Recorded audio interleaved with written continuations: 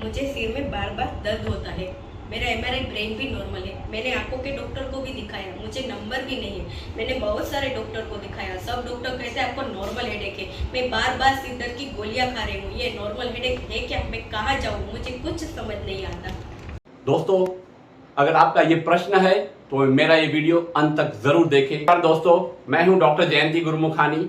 आज मैं आपसे बात करने वाला हूं नॉर्मल हेडेक के बारे में। ये नॉर्मल हेडेक क्या होता है?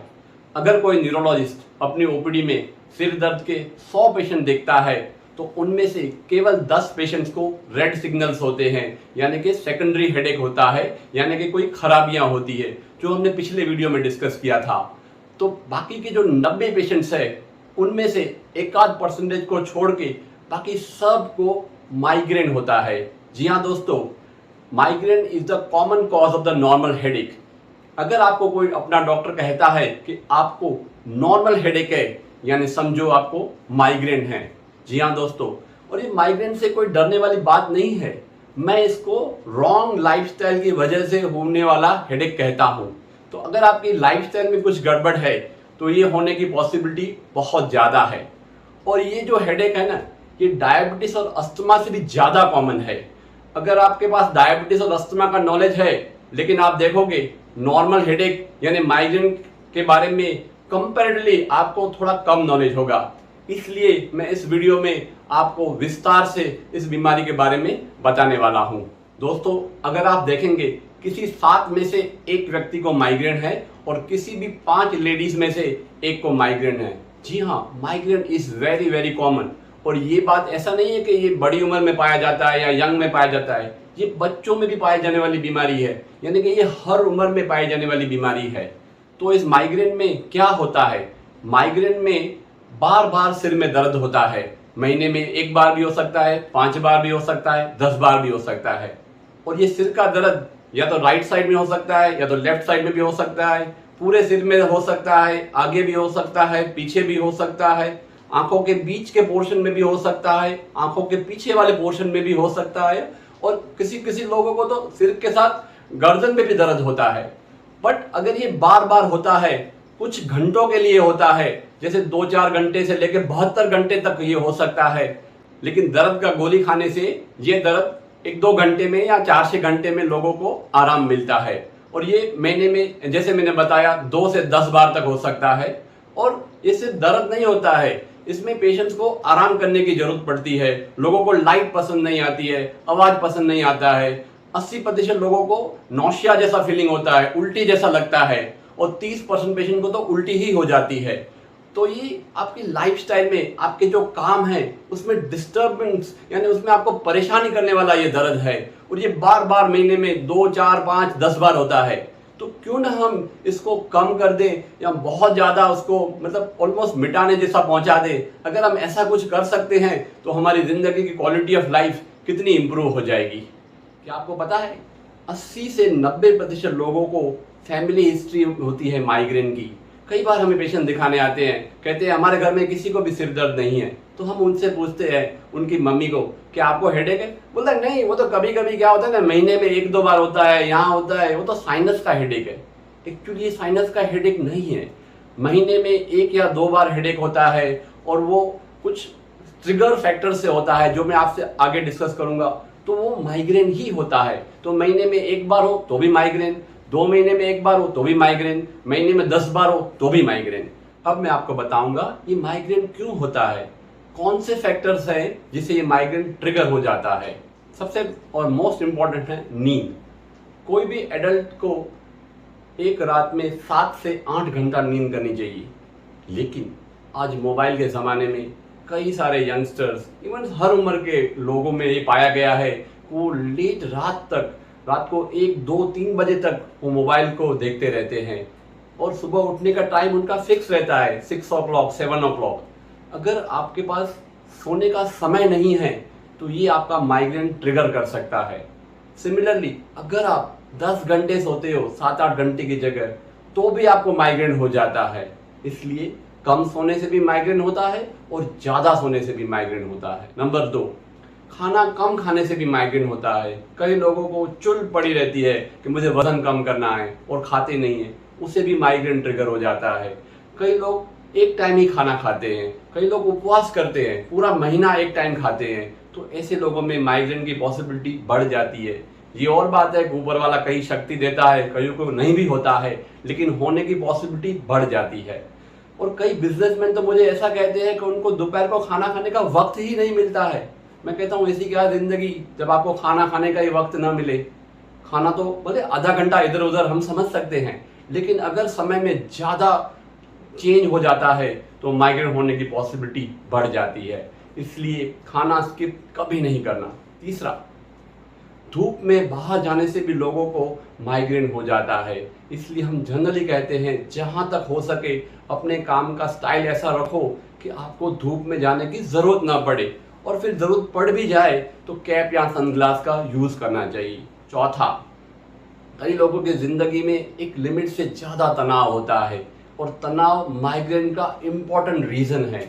इसलिए जहाँ तक हो सके अपने तनाव को कंट्रोल करने की कोशिश कीजिए। आपको पता है दोस्तों, मुझे ये जान के बहुत हैरानी होती है कि कई फीमेल्स अपने बच्चों को लेके बहुत ज़्यादा परेशान रहती हैं। छोटे बच्चे होते हैं तो उनकी गलतियों से उनको मारते हैं। क्या मारना चाहिए? आपको लगता है ये सही है? ये बच्चे हैं क्या? आपको पता है ये भगवान का प्रसाद है। हम कभी प्रसाद को फेंकते नहीं है, और ये भगवान के प्रसाद को हम थप्पड़ लगाते हैं। जो लोग अपने बच्चों को बार बार पीटते हैं उनको अंदर में बहुत दर्द भी होता है। ऐसा नहीं है कि वो गलत है, ऐसा नहीं है कि उनका अच्छा नहीं चाहते हैं, लेकिन उनको ये नॉलेज नहीं है। ये भगवान का प्रसाद है, इसको नहीं मानना चाहिए, कोई और तरीका होना चाहिए, क्योंकि ऐसा करने से भी आपका माइग्रेन बहुत ट्रिगर हो जाता है। नंबर 5, कुछ फैक्टर्स होते हैं, ट्रिगर फैक्टर्स, जैसे कि टी से भी माइग्रेन होता है, कॉफ़ी से भी हो जाता है अगर लिमिट से ज़्यादा लिया तो। सिमिलरली रेड वाइन से होता है, किसी किसी लोगों को खट्टे फ्रूट खाने से माइग्रेन होता है, ऐसे चीज़ से भी हो सकता है, चॉकलेट से भी हो सकता है, लेकिन ये हर किसी को नहीं होता है। अगर आपका ऐसा ऑब्जर्वेशन है कि मुझे खट्टा फ्रूट खाने से होता है तो ही वो आपके लिए ट्रिगर फैक्टर है। ये ट्रिगर फैक्टर्स सबके लिए नहीं है, लेकिन आपको ये जानना ज़रूरी है कि जब आपको ये बार बार हेडेक होता है तो इनमें से कोई चीज़ आपने खाई तो नहीं है ना, ताकि आप उसका ध्यान रख सके। कुछ लोगों में तीव्र गंध जैसे कि पेट्रोल की स्मेल या अतर की स्मेल से भी माइग्रेन होता है। कुछ लोगों को सिगरेट की स्मेल से भी माइग्रेन होता है। कुछ लोगों में कुछ दवाइयाँ होती है उससे भी माइग्रेन ट्रिगर हो जाता है। वेदर चेंज से भी माइग्रेन ट्रिगर हो जाता है, और फीमेल्स में कई बार माहवारी के समय उनको माइग्रेन ट्रिगर हो जाता है। तो आपको अपने माइग्रेन ट्रिगर्स पहचानने चाहिए और उसका ध्यान रखना चाहिए। अगर आपने अपने माइग्रेन ट्रिगर्स का केयर किया तो there is a 60-70% chance migraine बहुत कम हो जाता है। यानी कि जो महीने में आपको 6-8 बार दर्द होता था वो हो सकता है 2 बार ही हो या 1 बार ही हो।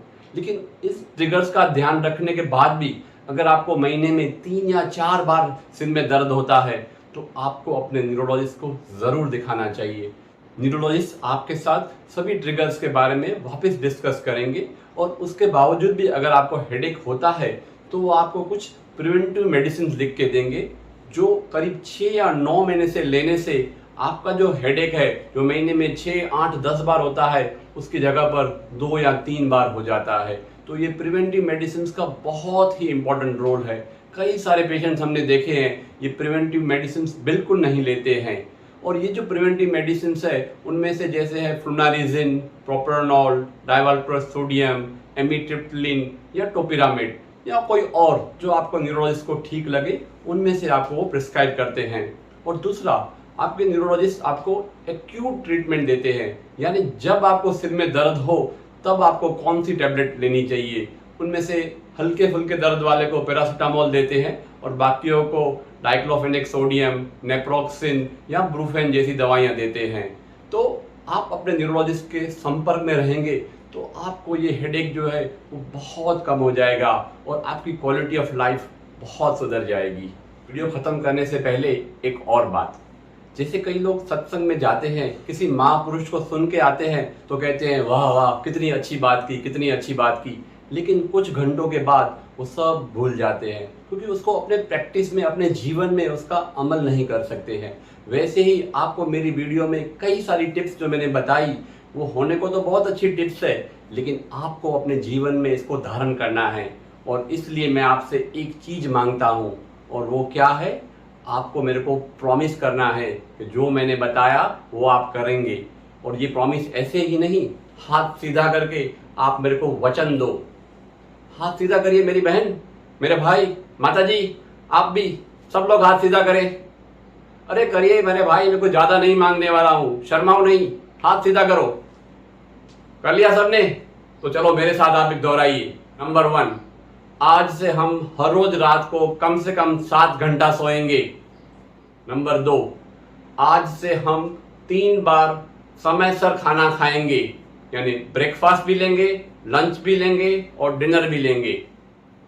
तीसरा, हम जहां तक हो सके धूप में नहीं जाएंगे, और अगर धूप में जाना पड़ा तो हम सनग्लास का और कैप का यूज जरूर करेंगे, और 1 गिलास पानी पी के ही फिर धूप में जाएंगे। चौथा, हम पानी हर रोज कम से कम 2 लीटर पिएंगे। पांचवा, हम हर रोज मेडिटेशन करेंगे। छठा, हम एक्सरसाइज या वॉक कम से कम 20 मिनट हर रोज करेंगे। आठवां, हम अपने बच्चों को नहीं डांटेंगे। और नौवां, हम अपने स्ट्रेस का खूब सारा ध्यान रखेंगे। अगर कोई हमसे नाराज भी है तो हम उनसे हाथ जोड़कर माफी मांगेंगे। ये पसंद नहीं आया ना, लेकिन मैं बताऊं, पूरा रहस्य इसी में छुपा हुआ है। ये सही कह रहा हूं, अगर आपने लोगों को माफ कर दिया ना मेरे दोस्तों, तो आपका ये माइग्रेन यूं ही खत्म हो जाएगा। तो दोस्तों, जिसने मेरे साथ ये प्रण लिया उनको बहुत बहुत बधाई हो, और जिन्होंने नहीं लिया वो अकेले में बाहर जाके मेरा वीडियो को रिवाइंड करके आप भी दोबारा ये मुझे प्रॉमिस देना, ताकि आपकी ज़िंदगी भी बाकी दूसरों की तरह और अच्छी हो जाएगी। और अगर आपका सिर का दर्द कम हो जाएगा तो मेरे को और क्या चाहिए। आपकी खुशी में तो मेरी खुशी है, ठीक है। तो दोस्तों, अगर आपको मेरा ये वीडियो पसंद आया है तो कमेंट सेक्शन में ज़रूर लिख कर बताना, और मेरे इस वीडियो को बहुत सारा लाइक और बहुत सारा शेयर करना, क्योंकि हम दूसरों का भी भला चाहते हैं। और अगर ऐसे धमाकेदार और वीडियोस देखने हैं तो मेरी इस चैनल को सब्सक्राइब जरूर करना। Thank you.